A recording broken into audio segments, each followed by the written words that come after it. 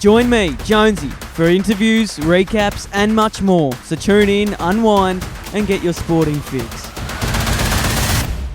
Hello guys, welcome back to the 21st episode of the Sporting Fix. This is the third interview of the podcast and I'm honoured to be alongside a very classy runner, very brilliant man by the looks of things, Richie Egan. Great to have you on, mate.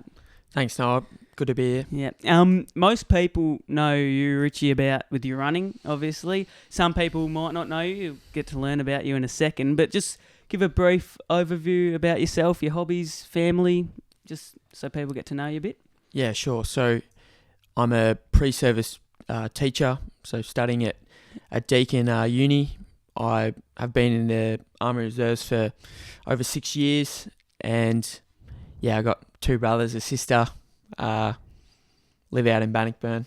Oh, life is good. Lovely. Is it on a farm, or just no farm, unfortunately. No but farm. But yeah, it's good. Yeah, that's good. Growing up as a kid, play any sport, anything? Obviously, you're a sporty man now, runner. Did you have any of that as a kid? Yeah, so loved my basketball. Yeah. Early on, and then got into my footy a bit later. Which really hampered me because my skills were just always, not quite up to standard. But yeah, loved to run and always used to do the typical footballer thing where you do a couple of runs a week and you go as hard as you can. And eventually gave up the footy and the basketball and now just full-time runner. Yeah, well, that's good. We'll be talking about that certainly, and we'll actually get to that now. Obviously, people know that you run marathons. You did 100 kilometres around Landy Field. We'll be discussing that also. But before we start things, what actually inspired you to do 100 marathons and take your body to the next level? Yeah, so after I ran my first marathon in 2017, it was the Melbourne Marathon, running in 3 hours 36, and it was the hardest thing I've ever done. But that's not slow though. Yeah, not too bad. But at the time I was really proud of it, and then I was thinking to myself, I'm never doing this again. It's the hardest thing ever. But then, that pain that you feel during the run quickly disappears, as a lot of people will know, and then you start thinking about the next run, and I just thought, hey, I'm going to set a long-term goal. I'm going to try and run 100 marathons in my life. Not really set a timeline for when I want to achieve that, but just to give me something to work towards. And then at the moment, I'm 35 in, so the rate at which I'm doing the marathons in terms of how many per year has slowed down a bit because I've just been trying to run fast and get the PB down. It was just a thought that flashed through your mind saying, I'm just going to do 100 marathons. Is that really, that's insane? Yeah, it actually, because I have really vivid memory of this. I was going to see the doctor because I had a really sore foot and I got some x-rays done and I was honestly not in a good place with my body. It was pretty beat up, and I just thought, I'm just going to try and do 100. I want to set that goal. And usually you set these goals, I think, when you're going well. And so that's why it was kind of a bit weird, because I wasn't going well, and it was pretty audacious thing to want to do, but I'm just lucky enough to have sort of been making inroads, and my body's been good to me. Yeah, so we go to that first marathon that you completed in Melbourne. Obviously, your times now, it's a very quick time, that first one. It's compared to the times you run now, it's a bit slower. But can you talk us through the first marathon? Were you nervous? It was in marathon. Did you finish in the MCG? How did that feel before the race? How are you feeling lining up with your first marathon? Yeah, definitely nervous. I mean, before I'd done that, you're always going to have those self-doubts. Can I actually run that far? I've never run more than 32k in training, and then I just sort of thought to myself, hey, other people have done it before. I can't be the worst, worst conditioned person here, so I'm going to do it too. And then, the rest is history. Yeah, well, finishing that first one, as you said, brilliant achievement. throughout this journey to 100 marathons, are there any personal goals you're trying to achieve? Are you trying to get quicker, or what goals are you trying to achieve throughout this 100 marathon journey? Yeah, so I want to run as fast as I can over the marathon.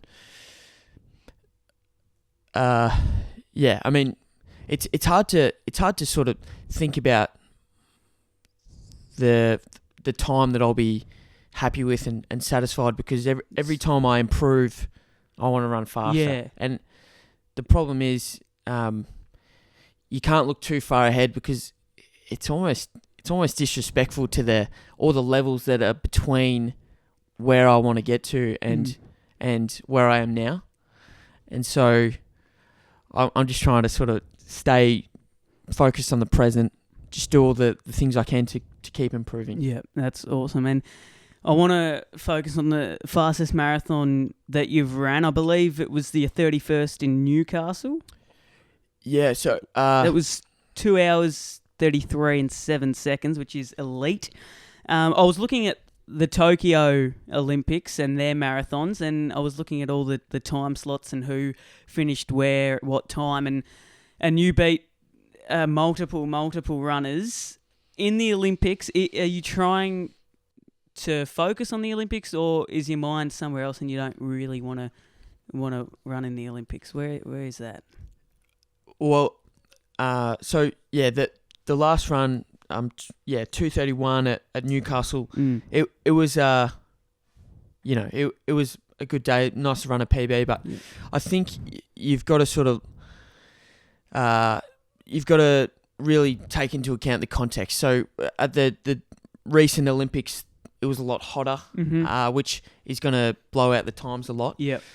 In terms of wanting to make the Olympics and setting that sort of goal, I'm not going to say that I don't want to do that, because obviously I would love to be at the absolute top level, but there are a lot of levels to this game, and I'm fully aware that there's so many people that are still better than me, and yeah, I mean, as you get faster, the minutes get harder to find, Noah, and so I'm excited that I am still young, only recently turned 25, and I hope my best running's ahead of me, but I know that it's going to take absolutely everything, even just to have a chance to get close to, the Olympic qualifying time. Well, it seems like you're enjoying your running at the moment, so it's all about that, and I absolutely agree with you with, the weather and everything that impacts, making the Olympics.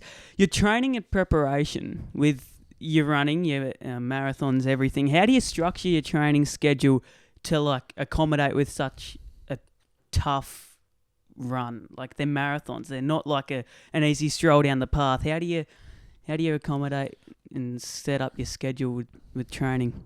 Yeah, I mean, running 7 days a week, usually when I'm in my peak sort of training mode, I'm doing 10 runs, maybe 11 per week, so a couple of double runs 3 or 4 days a week.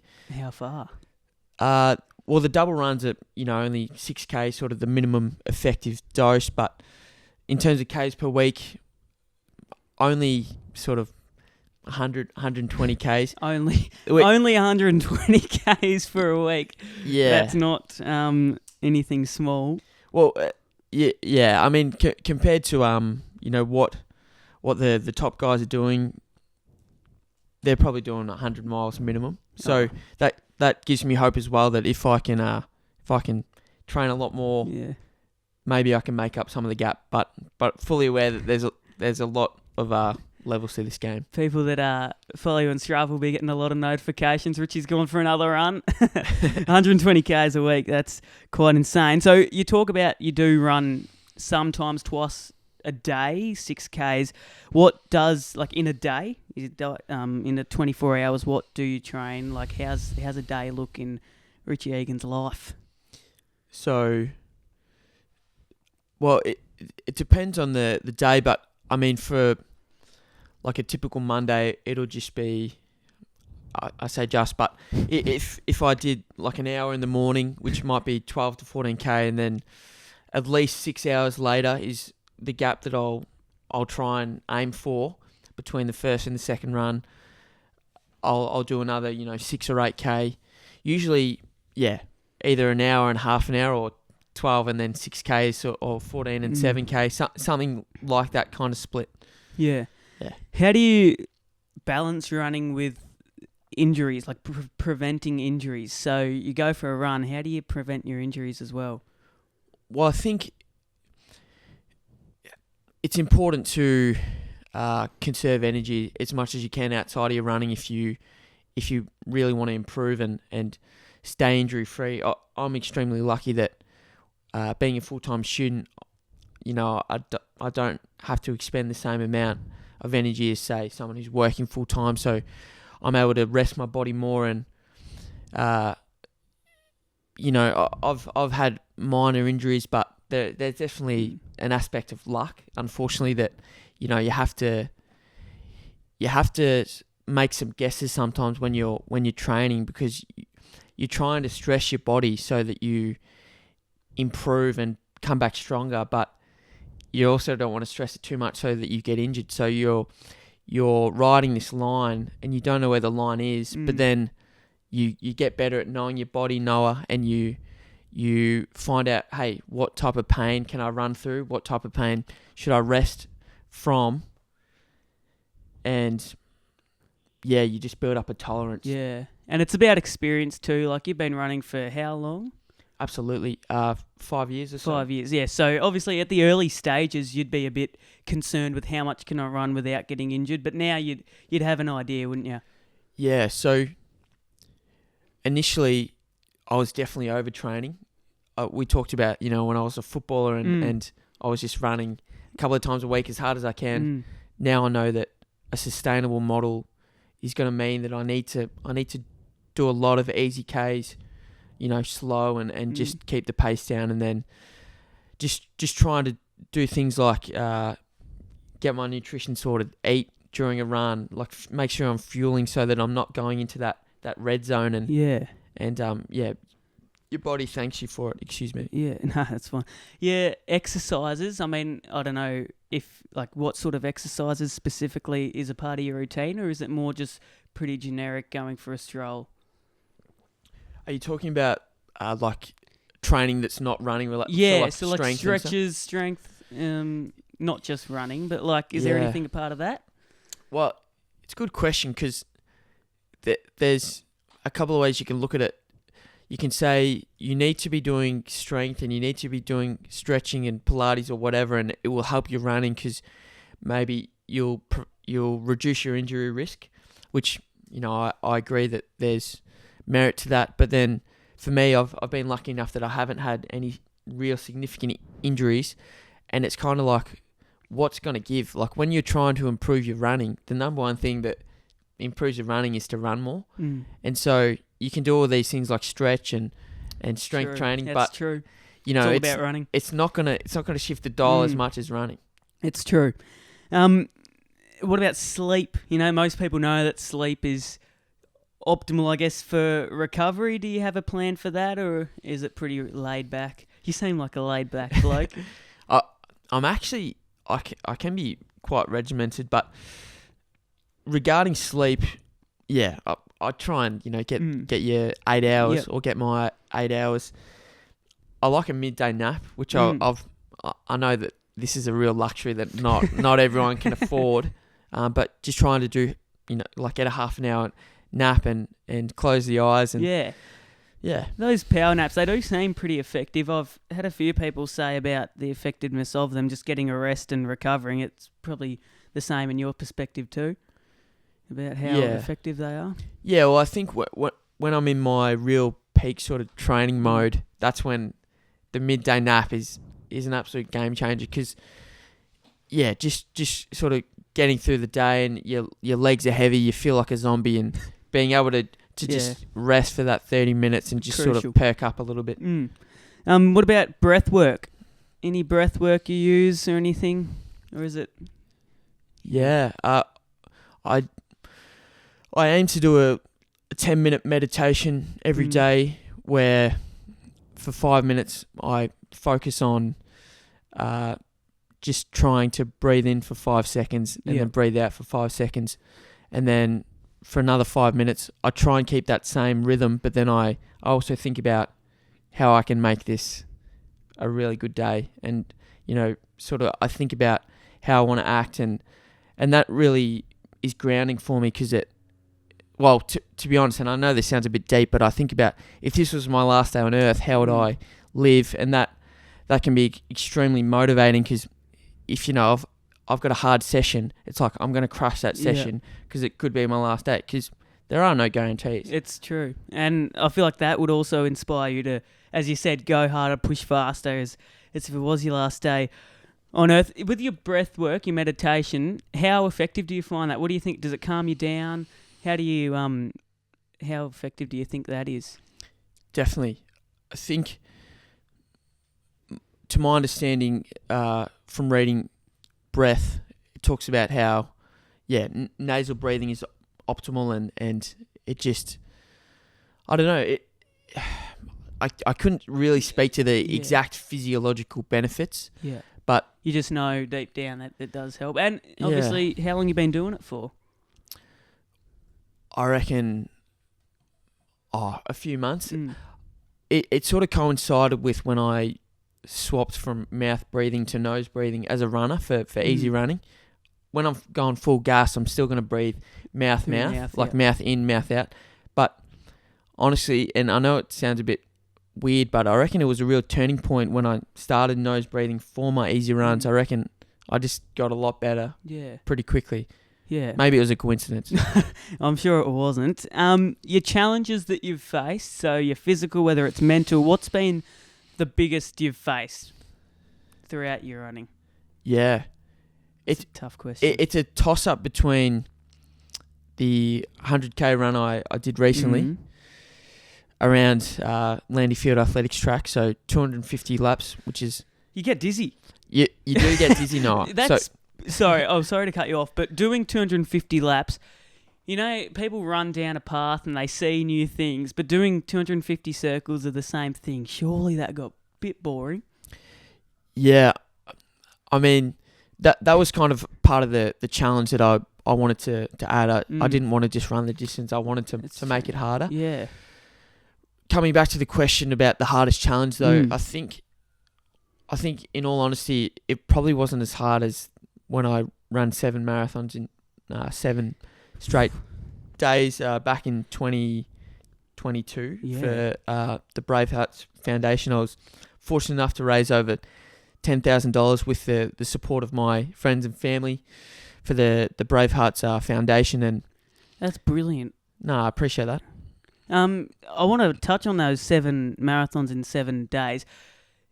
Like, I don't know how to ask this, but like after every marathon, you'd be sore, your heavy legs, and then you'd do it 7 days in a row. On that 7th day, sure, like, could you move? Like, I actually cannot believe how you do that because I've seen, marathons, people are stuffed after the first one, but doing the 7th in 7 days, mentally, physically, it just must be draining. Yeah, I think the hardest day probably wasn't even day 7. It was probably day 6 because you're that close to the finish line, but there's another one to go. Still got another one to go, exactly. and I was super fortunate. My body held up fairly good throughout the week. After day 4, though, my Achilles just, really sort of, was feeling it.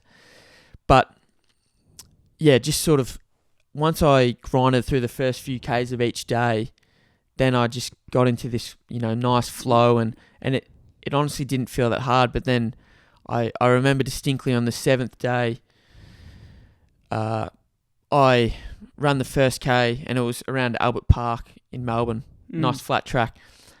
And I ran it in like 5 minutes 15 for the first K, which is like 3 hours 40 marathon pace or so. But then I just had this moment where I decided that, hey, I'm going to break 3 hours today. Like, this is the ultimate. Was this while you were running? Yeah, this is the thought I had. I thought to myself, I really want to absolutely see what I can do and empty the tank. And Like it's your last day on like Earth. yeah, it's like it's the last one, and from then on, I just got into the zone and was able to run 2:57 on the day, which was the fastest of the week.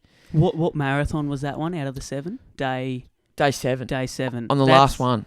That's insane. And so that sort of, thank you, that opened my eyes to, the fact that a lot of it is mental. And in fairness, the other 6 weren't that much slower. Like the average for the week was kind of like 3 hours 20 per marathon, but everyone sort of looks at 3 hours as this great time, and that's kind of why I really wanted to try and conquer that on the last day. And the other context that's important is that it was the end of like a 520-day running streak or something, of running 5K minimum every day. So I thought to end the streak, I'll go out with a bang and I'll just leave it all out there. That's insane. And your mental, like, I don't know, how do you stay mentally strong? Is it just your...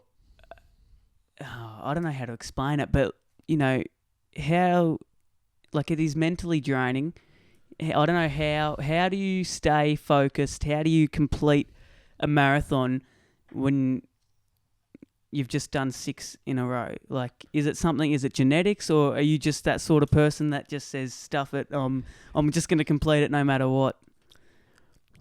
I think, like, having the right motivators, or having enough motivators, whether it's positive or negative, I think you can use both. On the last day, I had on a loop, I was thinking about all the things that really inspire me and significant aspects of my life. Like, honestly, I just kept saying to myself, friends, family, army. I thought about all the hard things I've done regarding, having cold showers every day and all the tough army training that I've done, and just using that as fuel and as evidence and to fuel this belief that I can keep going, I can push, I'm stronger. And honestly, I was saying to myself, I know it sounds arrogant, but I'm the toughest. Like, I'm saying that to myself. Well, that's good. It's the confidence as well. You mentioned the army. What sort of role did you play? What role did you play in the army? How long did you spend in there? Well, so I'm a reservist now of, so just over 6 years now. And I don't want it to sound like I'm some sort of war veteran, because I'm not. I've been on a few sort of domestic deployments, but the role that it's played for me regarding my running, especially, is, just doing hard training, whether it's sleep deprivation when you're out in the bush. And there was times when, we didn't get to sleep for, nearly 2 days straight, and you're hallucinating. You still got to push. You still got to push, and you got to do a section attack, which, for anyone who hasn't done one, they're not very fun. You pretty much imagine crawling on your guts with heavy gear, and you're crawling over sticks, and it's just not good. It's not. Fun. You don't want to be doing it. No. But that sort of hard training, even though it's not running, it's like doing hard builds belief that you can do character. More. Exactly. Absolutely, yeah. And you talked about, a few challenging moments. What about moments of doubt? When you're running, how do you overcome them, if you had any? Yeah. Oh, there's definitely... Like have you gone through a marathon thinking, I'm not going to actually complete this? I think, there's definitely been moments of doubt. I think when I'm in it, when I'm running a marathon, I don't have that doubt. I think it's before I've done it. Okay. If my goal is to do something that I've never done before, faster than I've ever done it, or further, to run further than I ever have, like when I ran the 100K, that's when you have the little moments of doubt. But that's when I come back to what I've done, and I think, like I've done hard things before, and there's plenty of other people that have done it too, so I'm going to do it as well. And it seems as if while you're running, your mindset, is brilliant, because what you've talked about is that you've talked about your friends, your family, things that inspire you to push through. I think, that I am aware of, one of the strongest mindsets I've ever heard of. I don't know how you do it. But it is very inspiring. Your diet and your nutrition, you talked briefly before about that. I've got a few questions to ask you. What does it look like? What do you eat? What sort of nutrition do you have to such a level of high intensity? How do you push through with all your nutrition? Lots of carbs. I mean, I'm not a dietitian, no, but my goal is to eat more carbs during the day to fuel my training, and then more protein at night to assist with recovery. And I don't do anything outrageous. I just try and eat enough to sustain my energy needs. And I'm a vegetarian. Not that makes me any better than anyone else, but I often think it would be funny if I decide to start eating meat again, and then I can say, oh, well, I ran pretty good when I was a veggie. Yeah. But then if I did improve, then, you know, we could say, oh, it's because I'm eating meat now. Yeah. But then it's like, well, I'll never know. Yeah. And don't get me wrong, I think you can be a great athlete on any diet, as long as it's sensible. You know what I mean? So, well, Shane Warne, he was a brilliant cricketer, but I thought his diet certainly was quite questionable. He said he had about 50. I don't know what he had, but it wasn't great. But obviously, a cricketer compared to an intense runner are different things. So you talked about your carbs is that the main source of energy you get, and for recovery too? Do you use gels for recovery, and what other foods do you use to accommodate your struggling body through such tough marathons? Yeah, I think a turning point in my training has been fueling more during runs, so taking on more carbs, and just the difference between, you know, the next run has been enormous. Just not pulling up a sore because you're not dipping into the reserves as much as you otherwise would, and then I think eating more protein than I ever have, because it's my understanding that, you know, endurance athletes need more protein than regular people anyway. So that's been a focus for me, as well as just eating more, because there's really no negative of eating too much protein. Obviously, you can't absorb it all at one time.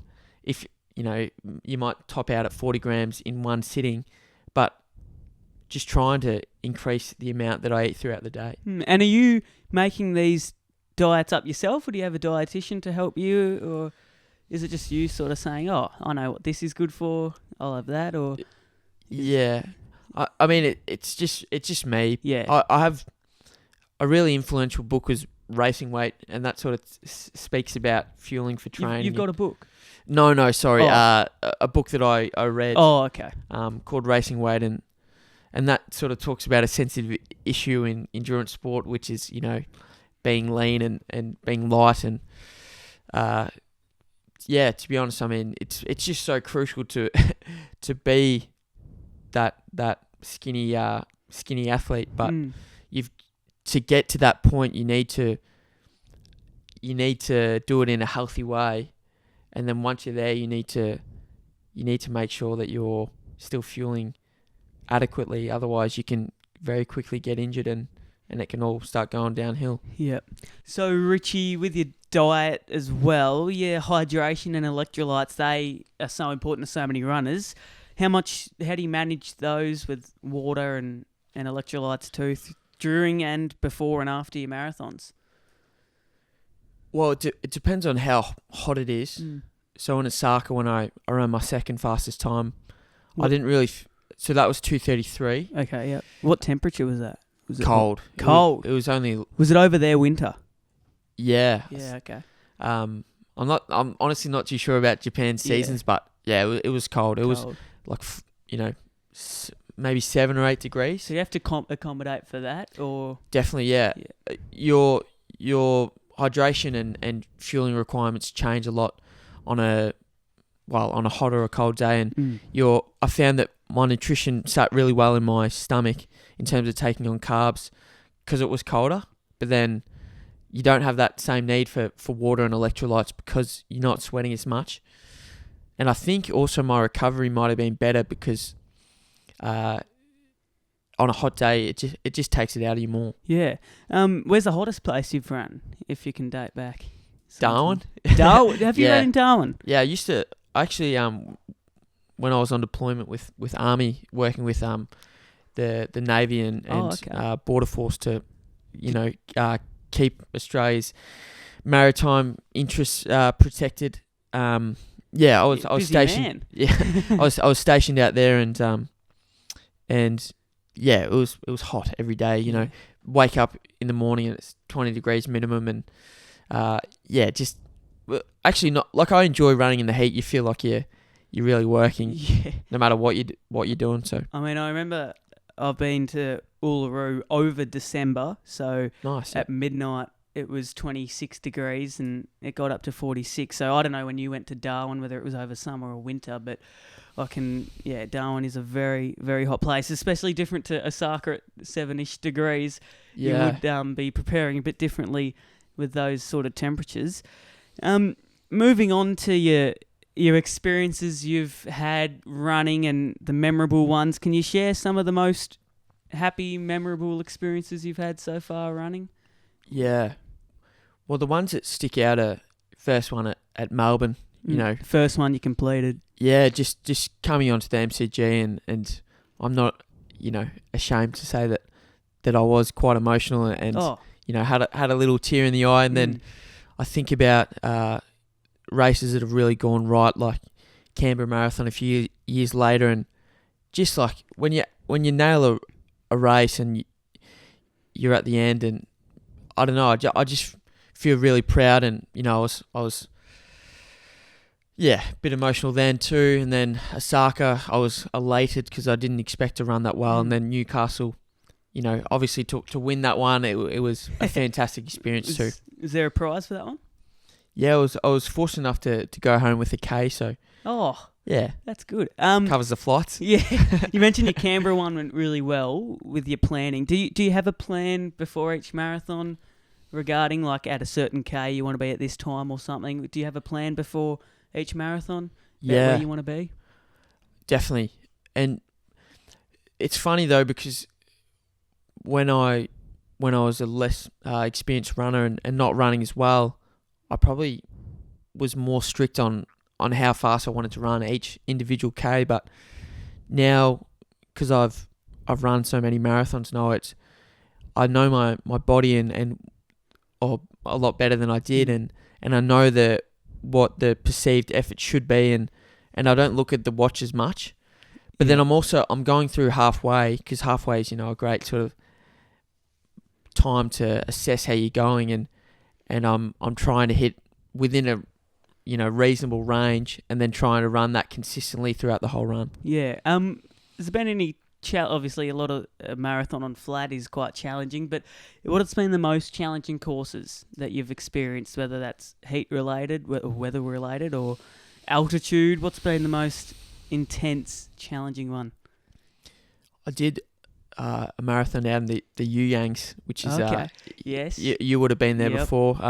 Plenty of hills out there, and a marathon over there. Yeah, it was on New Year's Eve, and it was a week after I ran a marathon just with my brother. It was during COVID time, so we just said stuff it. We're gonna run one, and ran 2:51, which was a big PB at the time, with my brother, that is. And then it was only 6-day turnaround for the it was called like the Rock Around the Clock marathon at the Yuyangs, and it was something like 1,600 meters elevation, which is a lot more than I want to be running. And that was, I think it was my slowest marathon so far. It's like just under 4 hours, but yeah. So you and your brother, do you run a bit together doing marathons, or was that just more of a one-off?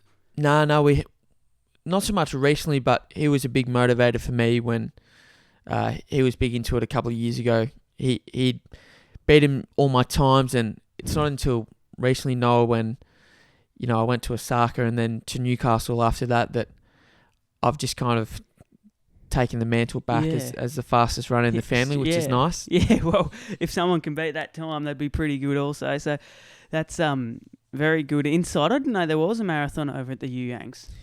Yeah, I think they do a couple just like trail Yeah. runs. Have you done the Buffalo? What's the Buffalo one? Is it in Bright? Buffalo Stampede. That one. Yeah, have you done that one? Nah. Oh, I've heard a few stories about how challenging that is. It's not a marathon, I don't think. I don't know, but it's a tough one too. Going back to the 100K at Landy Field, we talked about your first marathon. You were nervous and emotional finishing, which is absolutely fair enough. Completing a marathon is a big task. Your 100 kilometres around Landy Field, you were originally trying to do 84 kilometres, which is 2 marathons, to raise money for breast cancer on Mother's Day. The final laps, you decide to say, nope, I'll do 100 kilometres. Reasoning behind that?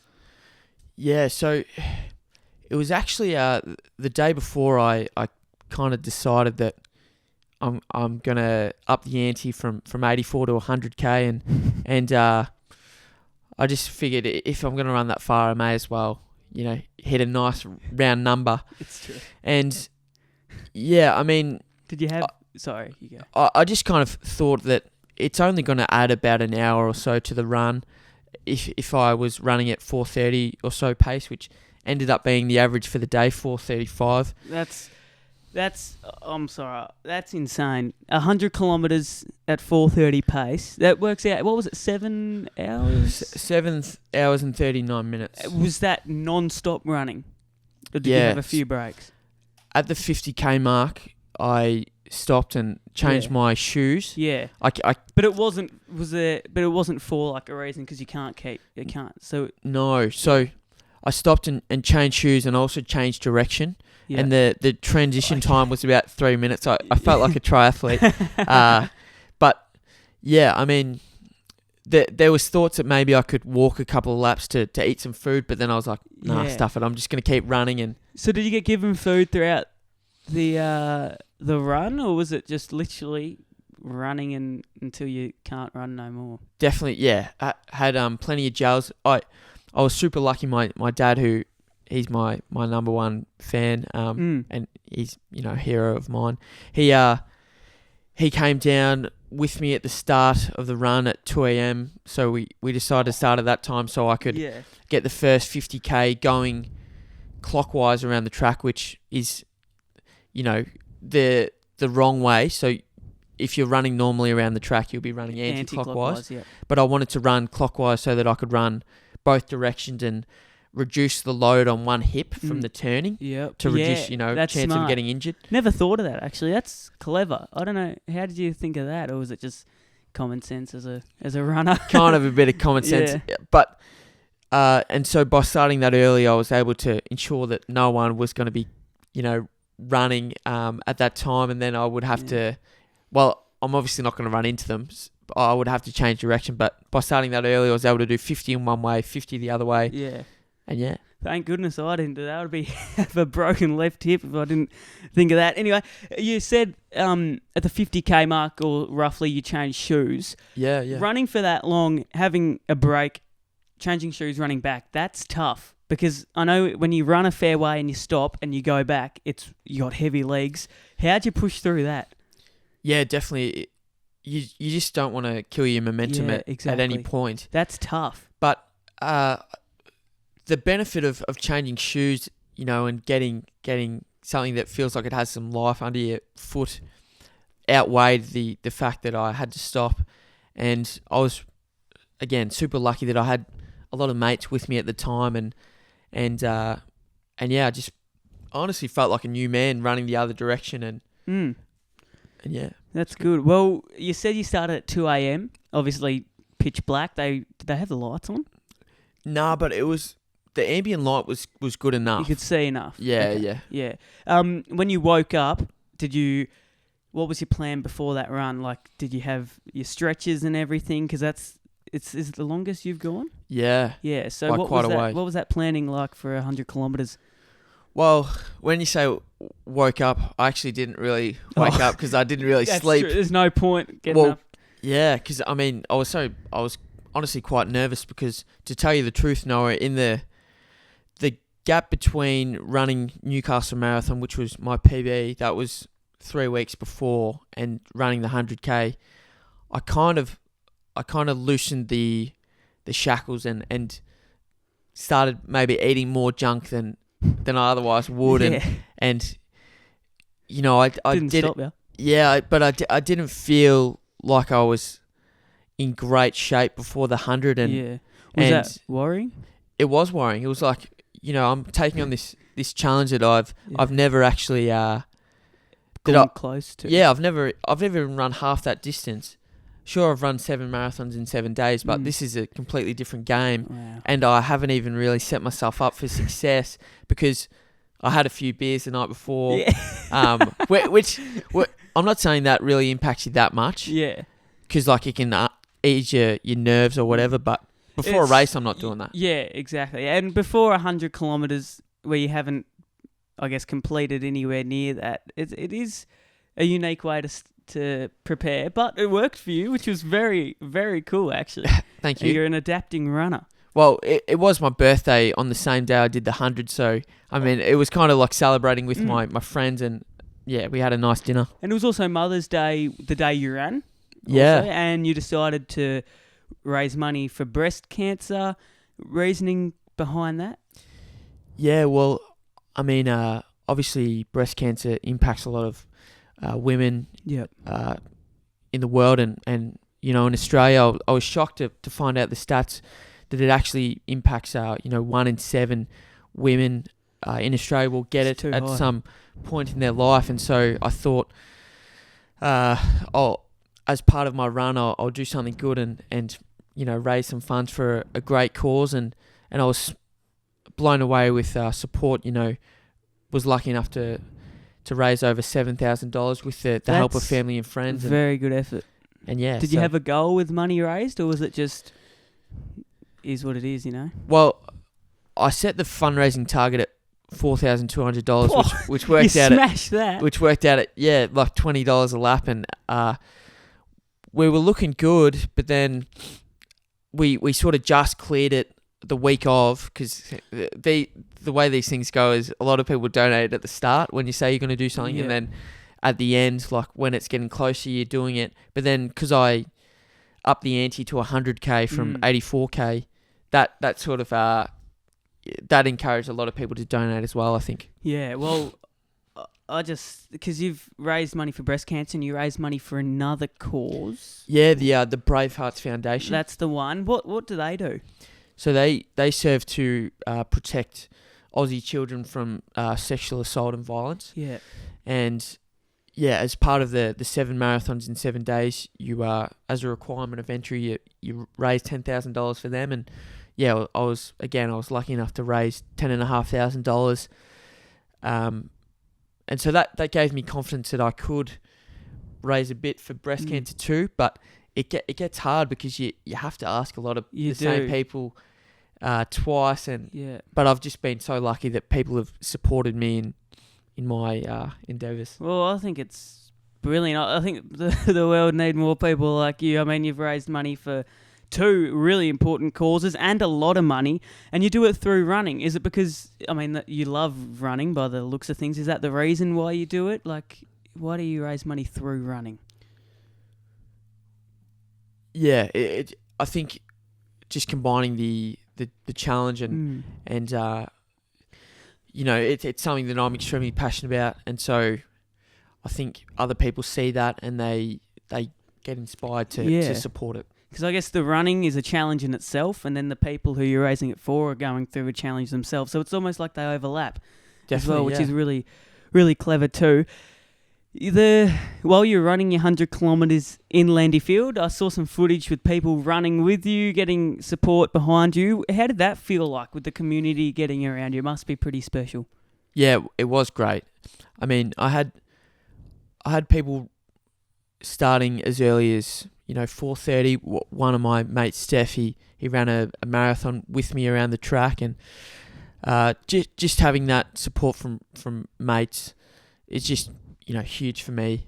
I'm super lucky in Geelong. We've got a great community, Noah, where we love running, we love sport in general, and yeah, when I was going through hard patches, they were able to sort of lift me up and give me something to be distracted by. Absolutely. And I'm sure you've inspired others with your running and and own running and fitness challenges. Have you gone to a few people saying, "Oh, go for a run here and there," or just let people do their own thing? Oh, thank you.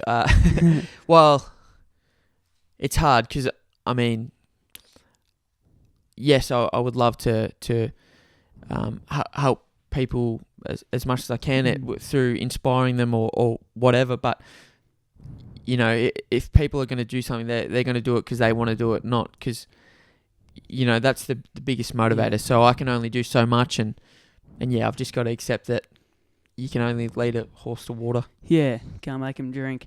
What have you learned about yourself during the process? With your lessons and advice, have you learned anything through, whether it's the 100 kilometres or through running in general?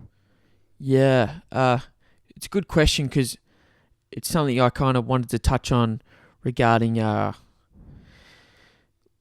like not being too easily satisfied with what you do achieve, because that's when you get complacent, and like we spoke about earlier, there's so many levels in running that you can get to that I think you should look at it as like inspiring, and also if someone else can do something, there's absolutely no reason why you can't achieve it. And so one moment that really sticks out in my mind that was impactful for me was when Julian Spence, he's quite a predominant sort of figure in the Geelong running space. We were just having a chat at work at the running company one day, and I said to him, "Oh, me and a few other good runners are going to do this run on the weekend." And then he said something that has stayed with me. He said, "What do you mean good? Like, you know, you guys aren't good." And I just sort of said, "What?" Like, you know, you don't hear that every day, do you? No one tells you that. Like, I thought I was going all right, and I know that there's, even at that time, I knew that there was a lot of people better than me, but it's like, hang on, you know, maybe he's got a point, because he sort of laid out and he said, there's people at the Olympics, and then there's people below that, and then about 10 levels later, he said, and this is where you are, and you know, some people might think, oh, he's just being an arsehole, but that is the best advice ever, because now I sort of I think about that, and I don't say to people that, like, I don't blow smoke up people's you know, asses, because I know what it's like to go from 3 hours 36 marathoner to 2:31, and people always say to me now, like, oh, you're doing really well, like, you're good, and I'm like, yeah, but there's more levels to go. Job's not done. Nah, just that job's not done attitude is very unique. You know, you don't hear it too often. People go for a 5K run in the day and say, oh, that's me done for the month or something, but you run 100 kilometres and say, oh, job's not done. I think it's brilliant how you do that. What made you do that? Was it that chat with Julian Spence that made you think, all right, I just got to keep pushing myself, because it is something you do not see too often? Yeah, that was a really significant moment. But I should say as well, just to clarify, there is, like, there's a time and a place. Like, if someone, you know, breaks 3 hours or something, like, that's great, you know, absolutely. Or even runs a PB or even finishes a marathon. Like, good on them. Like, that might be good for them, and I can still say good work. But if we're having honest chats, and, you know, I just want to be that person that can speak honestly and try and drive people to do better, because no one tells you when you're not going well. No, they just say, oh, like, great work, you run well. They tell you that even if you run. Yeah. And so it's about people to find it, you know, individually, that they need to push further, and you've identified that for yourself. And is that what you try and tell people and encourage people? Because I have a question here about, like, what advice would you give someone? Yeah. Is it that to keep pushing yourself? Because that's what you do. Well, that's what it seems like you're doing, which is very, very, very good. Oh, thank you. I think, well, it depends on the context. Again, like, I'm not going to tell that to every single person, but yeah, you just got to stay consistent. You know, just do the things. Have belief in yourself that you can achieve things if you try and use other people as motivation. We talk about comparison is the thief of joy as a quote, which I like that quote, but it's also like, well, no, if you compare yourself to someone else in a positive way, you look at them and you say, hey, they've run that time. There's absolutely no reason why I can't run that time. Or they've run a marathon. Why can't I do that? Because I can guarantee you there's been people that will rock up to a marathon start line or whatever that have been in worse condition or less prepared than you otherwise might. And so it's just you got to have that belief. Yeah, and I think those quotes, and I feel like people take them in a negative manner most of the time. As you said, comparing you, like, oh, you're better than me, blah, blah. But as you said, when you think differently, it's like, oh, why can't I be the same? And I think that's insane. That's what sets you apart, and that's what people that think in that manner sets people apart, is the difference in thought patterns, whether it's positive or negative. That must be a real driver with your success and many other people's too. It's the mindset in a positive way. Definitely, but also it doesn't mean that you can't get mad and you can't think, oh man, I'm not doing well, because some of my greatest motivation, in life has been, hey, I'm not where I want to be. Yeah. And because if you think you're already where you want to be, then there's no point in trying to get better. Yeah. So like people in all fields that improve, they improve because they know that they can get better, and they're not where they want to be. Yeah, that's right. Now, you've completed a heap in your running schedule. What are some future plans for you after your 100 marathons? Is there a step forward in your life, whether it's more, or what's life looking like after 100 marathons? Well, my primary goal at the moment, Noah, is to run fast and to try and get the marathon PB down. Yep. When I get to 100 marathons, it'll honestly kind of be like it won't be an enormous occasion, I don't think. I mean, I hope that I'm still in my prime when I can do that.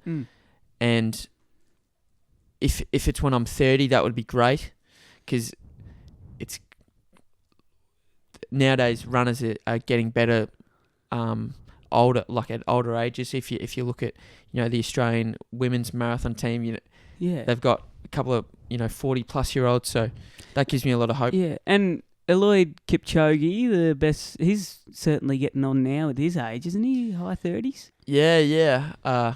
So he's been good forever, though. Oh, he has been. He's very good. I don't know, it's still a while away, your 100th marathon, but do you have a slight plan of how you're going to prepare for it, where you're going to do it, what's the occasion going to look like? Because it is a big milestone. Or even your 50th marathon. Do you have any plans for them? I do think about what I could do, and whether it's going back to Melbourne, the place where I ran my first one, and doing the 100th one there, or whether it's doing something harder than I've ever done to end on my 100th. Maybe, I have a thought about doing like a 30 marathons in 30 days kind of thing. But then and obviously ending on the 100th. But then I have a thought, well, someone's already done that, so maybe I need to do something harder.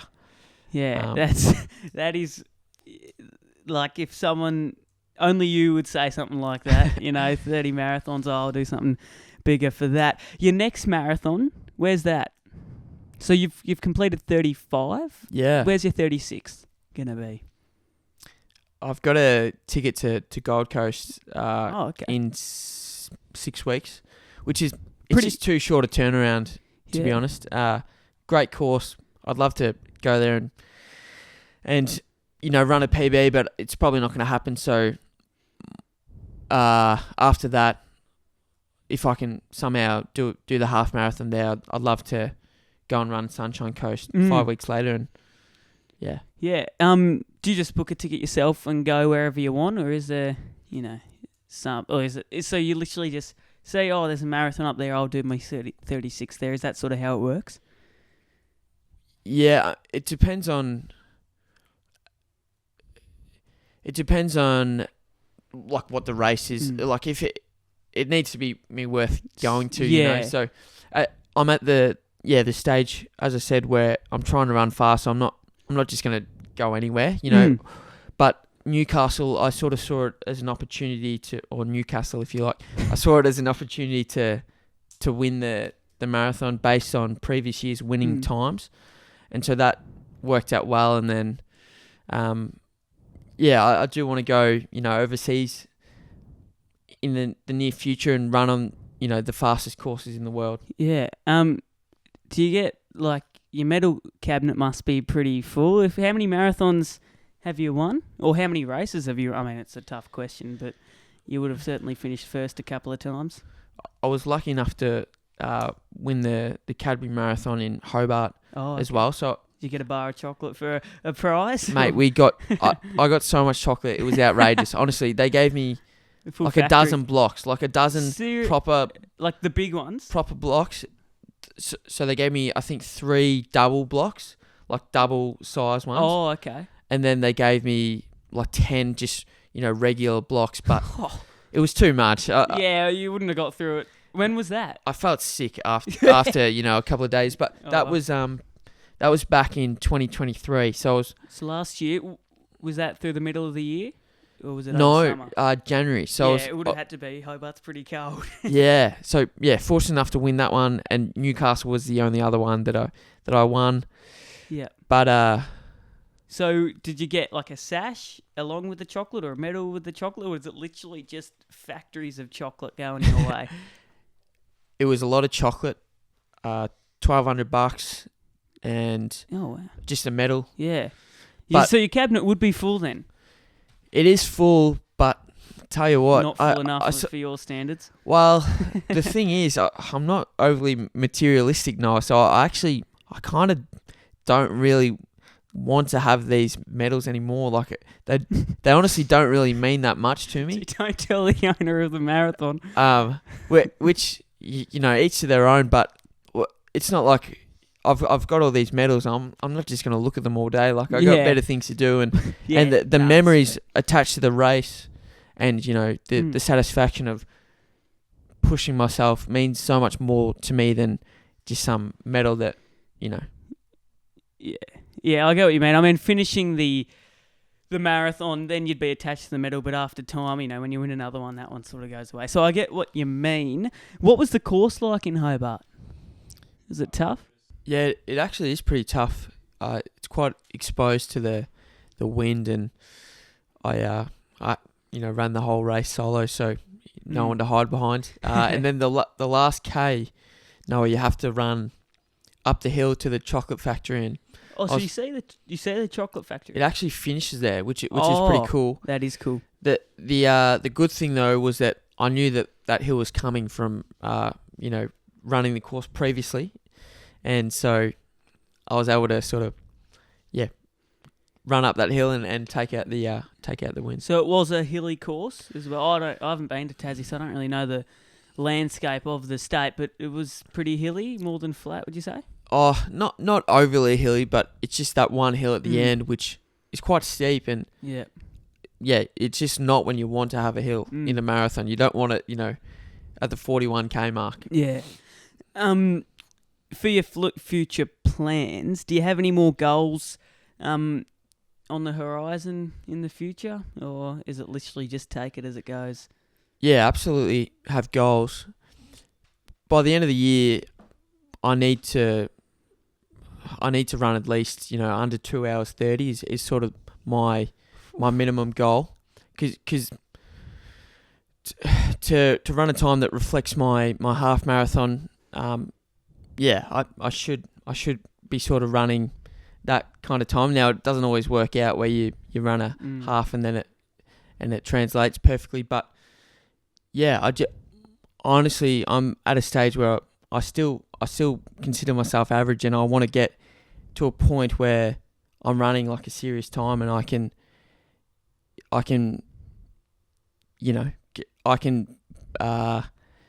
be in the elite field at any run in Australia.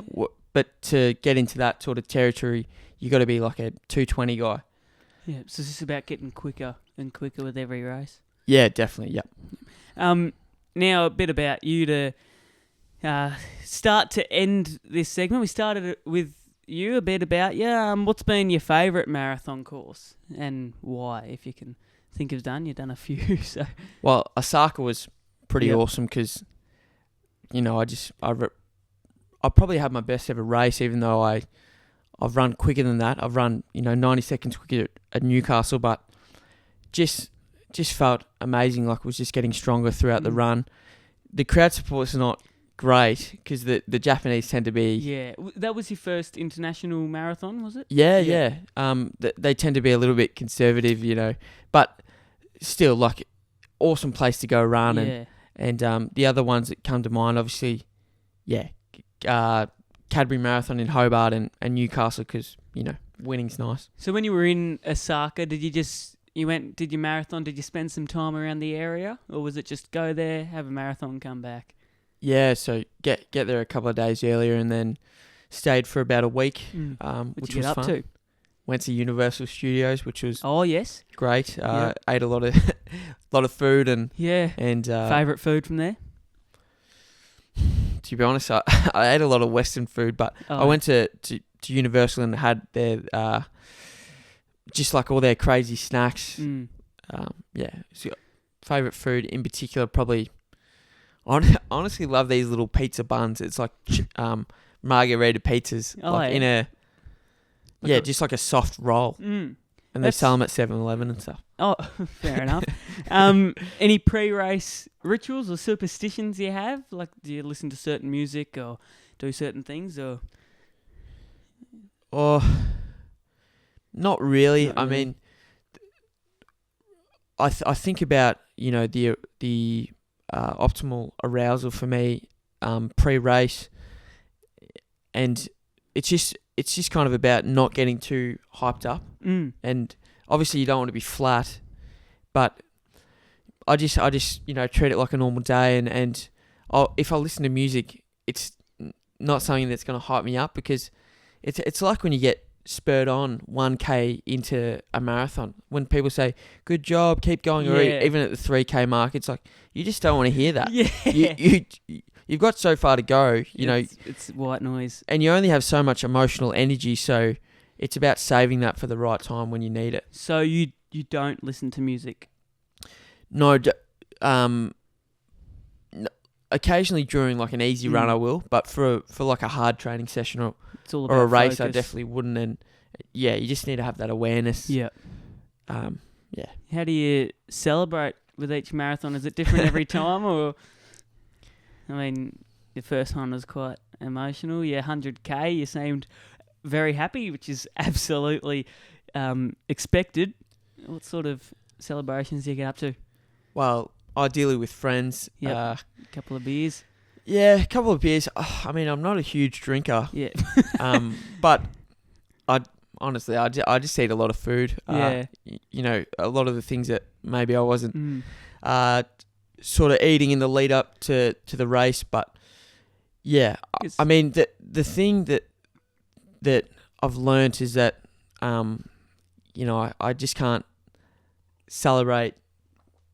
I can't sort of be in that I don't want to go over the top. I just want to sort of kind of treat it like going to work, like just Very get composed. the job done and then move on, because otherwise I can easily get distracted and set myself back, and I've just got that mindset that I need to keep pushing forward, and I haven't really done anything yet. It's a very, very strong mindset. Maybe after the 100K you might be able to have a well-deserved celebration.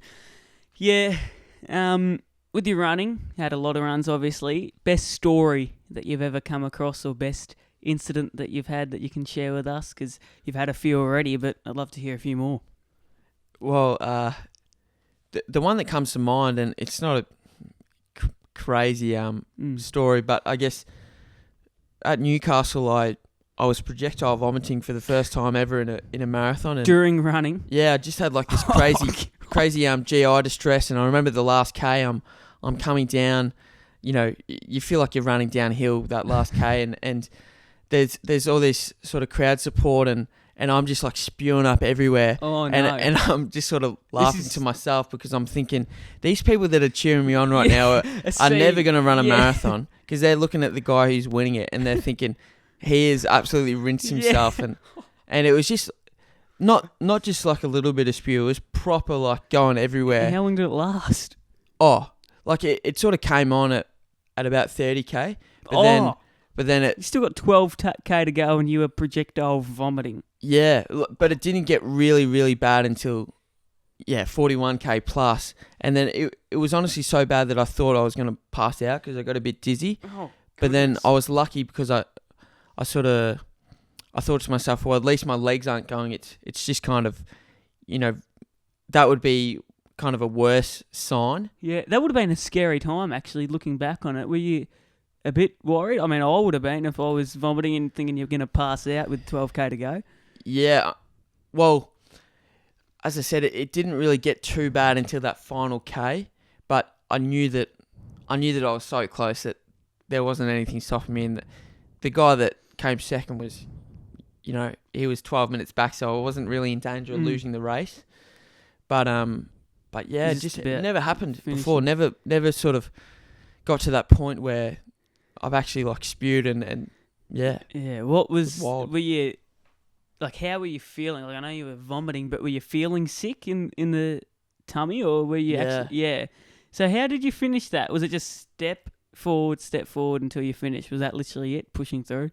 Yeah. I mean, I don't know, when you get that close, like you just got to do what you got to do.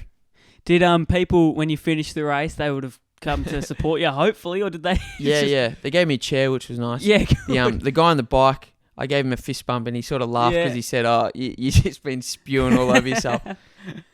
Yeah. So that was Newcastle. Yeah. And you won the race, obviously. Was that the first race you won? No, I was fortunate enough to win the Hobart Marathon in Tassie too. And then the Newcastle one. Yeah.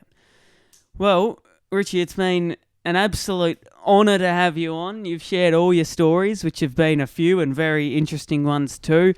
You have been brilliant influence on so many people with raising money for breast cancer and many other causes through your running. You're dedicated. Your mindset's the strongest thing I've ever seen, actually. I think you've just been brilliant, and I'm completely honoured to have you on the show, mate. It's been absolutely brilliant. Thanks, Noah. No, I really appreciate, having a chat and kind words from yourself. Thank you. Well, thank you everybody for tuning into the 21st episode, the third interview with, of course, Richie Egan. Give him a follow on Instagram, follow him on Strava. He's doing good things throughout the community. Richie, great to have you on. Thank you, everybody. Have a good one.